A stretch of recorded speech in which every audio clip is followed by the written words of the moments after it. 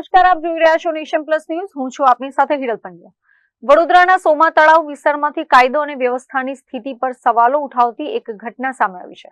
અહીં વિશ્વ આદિવાસી દિવસ નિમિત્તે નીકળેલી યાત્રા દરમિયાન અચાનક માથાકૂટ થતા છૂટા હાથની મારામારીના દ્રશ્યો સર્જાયા હતા, જેનો વિડીયો સોશિયલ મીડિયા પર વાયરલ થયો છે.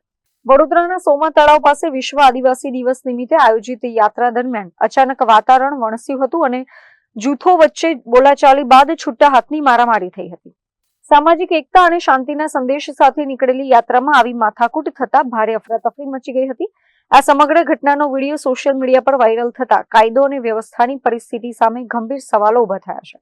સતત બનતી આવી ઘટનાઓ છતાં અસામાજિક તત્વો પર લગામ કસવામાં તંત્ર નિષ્ફળ રહ્યું હોવાના આક્ષેપ સાથે સ્થાનિકો દ્વારા જવાબદારો સામે કડકમાં કડક કાર્યવાહી કરવાની માંગ ઉઠી છે. યાત્રામાં શાંતિભંગ કરનારા તત્વો સામે પોલીસ હવે શું કડક કાયદાકીય પગલાં ભરે છે તેના પર સૌની નજર ટકેલી છે. Chirag Patel, nation plus news, Vadodara.